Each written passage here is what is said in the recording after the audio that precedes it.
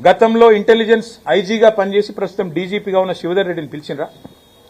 గతంలో టీఆర్ఎస్ ప్రభుత్వంలో ఇంటెలిజెన్స్ ఐజీగా మొదటి ఇంటెలిజెన్స్ ఐజీ ఎవరు? ఇవాళ డీజీపీ శివధర్ రెడ్డి గారు. ఆయనకు తెలుస్తుంది ఎవరి ఫోన్లో ట్యాప్ చేసినారు, మాకేం తెలుస్తుంది? గతంలో డీజీపీగా పనిచేసిన మహేందర్ రెడ్డి గారికి తెలుస్తుంది. మొన్నటిదాకా డీజీపీగా పనిచేసిన జితేందర్ గారు, ఆయన గతంలో హోమ్ సెక్రటరీ ఉండి, ఆయనకు తెలుస్తుంది. ఎవరిని పిలవాలనో వాళ్ళని పిలవకుండా ఇందులో ఏదో మాకేదో రాజకీయ నాయకులకు సంబంధం ఉన్నట్టు కార్తీక దీపం సీరియల్ లాగా, ఒడవని అంతులేని కథలాగా కేవలం టైం పాస్. ఇప్పుడు మీరు ఉరికొచ్చి రోజు కరీంనగర్కి వెళ్ళి, హైదరాబాద్కి వెళ్ళి ఫోన్లు ఈడికెళ్ళి ఉరికొచ్చుడు. ఎందుకంటే మిమ్మల్ని నాగం చేస్తుడు. వాళ్ళ బొగ్గు కుంభకోణాల మీదకి, వాళ్ళ కమిషన్ల మీదకి దృష్టి పోవద్దంటే ఈ కమిషన్లు వేయాలి. ఇక ఏముంది ఆ సిటీలో? అడిగితే నేను చెప్తా, కుల్లా చెప్తా. ఇవాళ రేవంత్ రెడ్డి ప్రభుత్వం మా ఫోన్లు ట్యాప్ చేయడం లేదా? ప్రతిపక్ష నాయకుల ఫోన్లు ఇవాళ రేవంత్ రెడ్డి ట్యాప్ చేయడం లేదని ఒక్క అధికారి కెమెరా ముందుకు వచ్చి చెప్పే ధైర్యం ఉందా? చెప్తారా అఫీషియల్ గా? వాళ్ళకి తెలుసు, చెప్పలేరు. ఎందుకు? రేపు మా గవర్నమెంట్ వస్తుంది, మళ్ళీ మేము ఎంక్వైరీ చేసినాం అనుకో, వీళ్ళందరూ అలా బొక్కల పడతారు. వాళ్ళకి ఎరికే. వాళ్ళు ఏ ప్రభుత్వమైనా భారతదేశంలో 1952 నుంచి నేటి వరకు మాకు రాజకీయ నాయకత్వంతో సంబంధం లేకుండానే శాంతి భద్రతల పరిరక్షణ, సామాజిక మరి స్థిరత్వము, అట్లాగే ప్రభుత్వాల స్థిరత్వం కోసం ఎప్పటికప్పుడు వేగులు సమాచారం సేకరిస్తూనే ఉంటారు. కానీ రాజకీయ నాయకత్వానికి, ముఖ్యమంత్రి అయినా మంత్రులకైనా మాకు ఆ సమాచారం ఎట్లా వస్తుంది అని తెలియదు. రెండోది, ఇప్పుడు నేను ఫర్ ఎగ్జాంపుల్ చెప్తున్నా మీకు, మాకేదో సమాచారం కావాలి అనుకోండి, నాకు కాదు ప్రభుత్వ అధినేతకు సమాచారం కావాలి, పోలీసు వాళ్ళకి చెప్తే వాళ్ళు తెచ్చిస్తారు. వాళ్ళు ఎట్లా తెచ్చారో మాకు చెప్పొద్దు, మేము అడగద్దు. అది మౌఖిక ఒప్పందం, అది ఓవరాల్గా చట్టం. ఇది తెలుసు పోలీసు వాళ్ళకు. కానీ ఇప్పుడు ముఖ్యమంత్రి దావోస్ పోయిండు కదా, ఆడికెళ్ళి హార్వర్డ్ పోతుండు కదా, 10 రోజులు టైంపాస్ చేయాలి కదా. ఓ రోజు హరీష్ రావుని విలువుండ్రి, ఓ రోజు కేటీఆర్ని విలువుండ్రి, దినమంతా ప్లేట్ బ్రేకింగ్లు పెట్టి బదలు కొట్టుండ్రి, గుచ్చుతున్నారు, పొడుస్తున్నారు, లోపల పీకుతున్నారు, ఏకుతున్నారు, ఏం ఉండదు. మేము చేసేది తప్పేం లేదు, వాళ్ళు పీకేదేమీ లేదు. ఇదొక అబ్సల్యూట్ ట్రాష్ కేసు, ఇది బక్వాస్ కేసు. దీనిలో ఏమీ లేదు. ఇది విచారణ చేస్తున్న పోలీసులకు కూడా తెలుసు. ఇంకా విచిత్రం ఏంటంటే, నేను మొన్న హరీష్ రావు గారిని పిలిస్తే ఏమో కొత్త విషయాలు ఏమో చెప్తారేమో అనుకున్నా.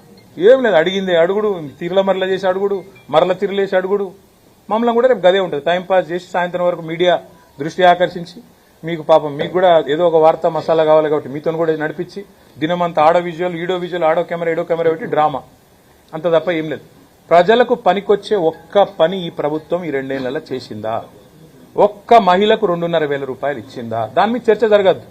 6 గ్యారంటీల మీద చర్చ జరగద్దు. 100 రోజులు అన్నది మర్చిపోవాలి. ఏమనంటే కేసీఆర్ అప్పులు చేసిండని డబ్బు కొట్టాలి. ఇదే దిక్కుమాలిన ఆలోచన తప్ప వాళ్ళు పీకేదేం లేదు, వాళ్ళతో అయ్యేదేం లేదు. బరాబర్ పోతా, బరాబర్ వాళ్ళకి చెప్పొస్తా. నేను అడుగుతా ఫస్ట్ సిట్టోళ్ళని, ఏమని, మీరు నా ఫోన్ ఇలా ట్యాప్ అవుతుందా లేదా చెప్పురు ముందని అడుగుతా. చెప్తారా? గది కథ. ఇది ఒక రొటీన్ గా జరిగే వ్యవహారాన్ని, ప్రభుత్వంలో రొటీన్ గా గూఢచారి వ్యవస్థ చేసే పనిని, ఇదేదో జరగలేని పని, ప్రపంచంలో ఎన్నడూ జరగలేదు. ఇప్పుడు రొటీన్ గా ఎవడన్నా మా ప్రభుత్వాన్ని పడగొట్టే లుచ్చా పని ఎవడన్నా చేస్తే, 50 లక్షల రూపాయలతో ఎవడన్నా బ్యాగ్ పట్టుకొని దొరికితే, మా ఎమ్మెల్యేలను కొనుగోలు చేసే ప్రయత్నం చేస్తే వాళ్ళ ఫోన్లు ఇంటే ఇన్నరేమో, మాకేం సంబంధం దానికి?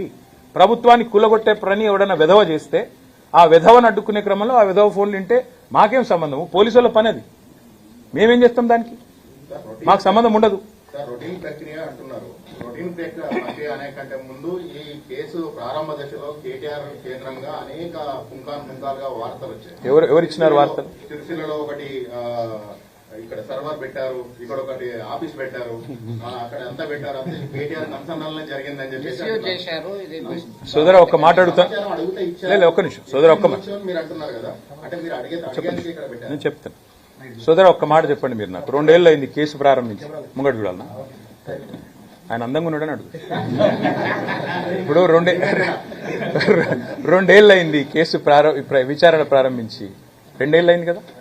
ఇప్పుడు తమ్ముడు ఒక మాట అన్నాడు, పుంకాలుగా కథనాలు వచ్చినాయి. ఎక్కడికి వెళ్ళి వచ్చినాయి? ఎవరన్నా ఒక అధికారి అఫీషియల్ గా ప్రెస్ మీట్ పెట్టిండా? ఎవరన్నా మంత్రి అఫీషియల్ గా మాట్లాడిండా? ఏడికెళ్ళి వస్తున్నాయి ఇవన్నీ? ఏడికెళ్ళి వస్తున్నాయి? లీకులు తప్ప. ఇట్లయిందట, అట్లయిందట, అదిగో పులి ఇదిగో తోక. ఒక్కటంటే ఒక్క ప్రెస్ మీట్, ఒక్కటంటే ఒకటి అధికారిక వార్త ఏదైనా వచ్చిందా? సీఎంఓల నుంచి లీకులు. గతంలో అప్పుడు సినిమాలో గ్రీకు వీరుడు అని పాట ఉంటుంది, అట్లా రేవంత్ రెడ్డి పేరు లీకు వీరుడు అని పెట్టాలి. లీకులు తప్ప పీకిందేంది నువ్వు నాకు అర్థం కాదు. 2 ఏళ్ల నుంచి గుంచుతూనే ఉన్నావు. ఎప్పుడు నీకు కొద్దిగా టైం పాస్ కావాలంటే నోటీస్ ఇయ్యి. నేను దావోస్ పోతున్నా, ఎక్కడ మా ఉప ముఖ్యమంత్రి నా మీద కోపంగా ఉన్నాడు, బొగ్గు కుంభకోణంలో ఆయన వాటా నేనేదో కొట్టేసే ప్రయత్నం చేసినా అని, కాబట్టి ఆయన నా కుర్చీ ఏమైనా గుంజుకుంటాడేమో. ఏం చేయాలి? టైం పాస్ చేయాలి. 2 రోజులు నోటీసుల పేరు మీద డ్రామా ఇవ్వాలి. మాకు ఇంకో 2 రోజులకు ఇంకోళ్ళకి నోటీస్ ఇస్తారు. ముఖ్యమంత్రి గారు వచ్చేదాకా టైం పాస్ చేయమని చెప్పిపోయిందట, కాబట్టి టైం పాస్ చేస్తున్నారు. కానీ ఒకటి మాత్రం వాస్తవం, మేము ఏ తప్పు చేయలేదు, కాబట్టి ఏవనయ్యకు భయపడం, అది మాత్రం పక్క. దేశ భద్రత కోసం, రాష్ట్ర భద్రత కోసం ఫోన్ ట్యాపింగ్ చేస్తే చేయొచ్చు, కానీ కొంతమంది కుటుంబ సభ్యుల సోదర ఇండియన్ టెలిగ్రాఫ్ యాక్ట్ అని ఒకటి ఉంటుంది. నేను మీడియాతో కూడా నా ప్రార్థన, ఇది ఫోన్ ట్యాపింగ్ అనేది ప్రభుత్వాలు చేయవు, పోలీస్ వ్యవస్థ చేస్తుంది. ఆ పోలీస్ వ్యవస్థ కూడా చట్టానికి అనుగుణంగానే చేస్తుంది. ఏమన్నా చట్టం వ్యతిరేక కార్యక్రమాలు ఏమైనా జరిగితే చెప్పమనండి ఏం జరిగిందో. ఇంతవరకు ఇదిగో పులంటే అదిగో తోక తప్ప ఒక్క అఫీషియల్ ప్రెస్ మీట్ ఎందుకు లేదు 2 ఏళ్లలో? ఒక్క అధికారి బయటకు వచ్చి ఎందుకు మాట్లాడు?